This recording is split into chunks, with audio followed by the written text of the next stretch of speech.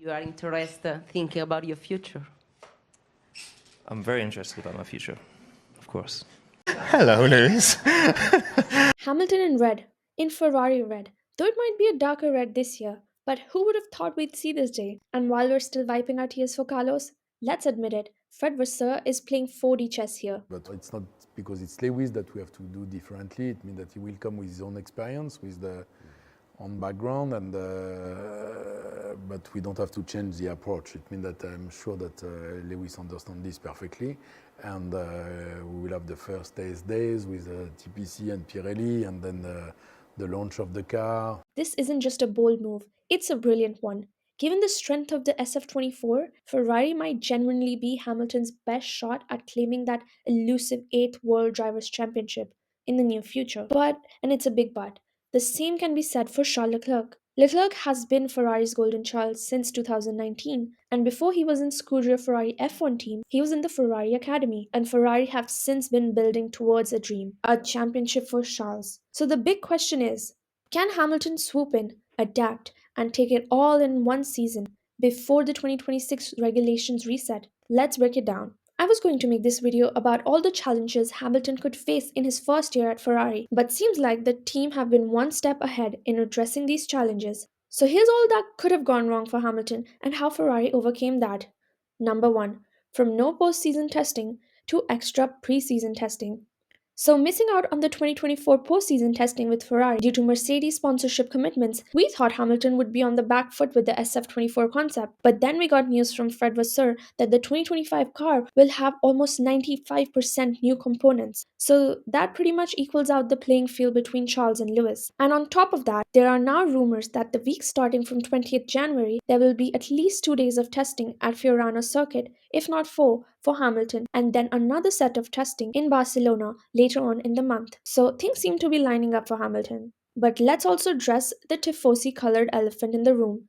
Number 2, the Golden Boy effect. Charles Leclerc is Ferrari's Golden Boy, the same way Max is Red Bull's and Lando is McLaren's. And after 2 wins at Monza, Charles is basically the Pope of Maranello. We know how teams love their favorites. They invest in them, they build their cars around them, and they cater to them.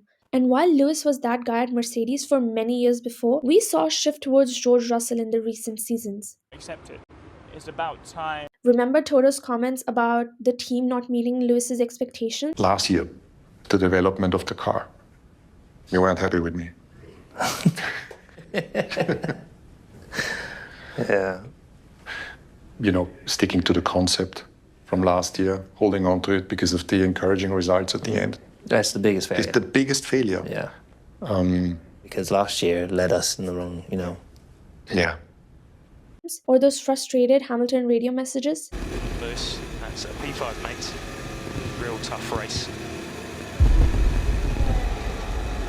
We got some serious work to do to close the gap.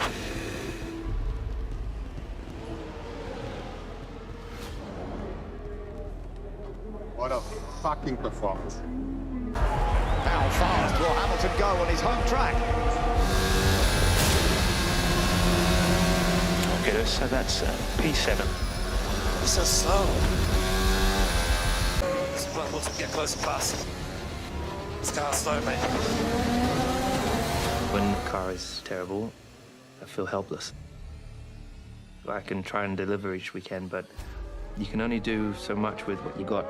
Yeah, the vibes were off. But when it comes to Ferrari, the brand is bigger than the driver.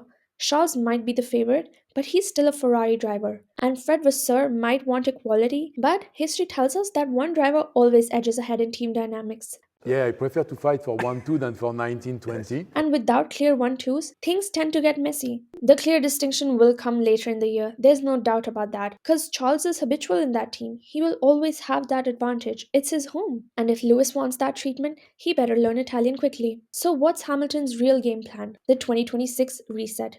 It might not just be about 2025, it's about 2026.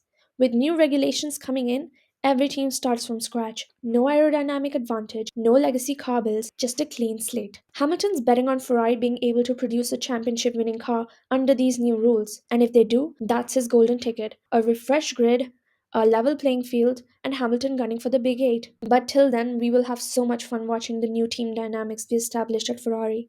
A home favorite versus a sports legend. I can't wait. So, what do you think? Will Hamilton manage to outscore Charles in 2025? Will Ferrari finally deliver a championship winning car? Or will McLaren come out on top and steal the show again? Drop your predictions in the comments below. And if you enjoyed this breakdown, hit that like button and subscribe for more F1 content. See you in the next video.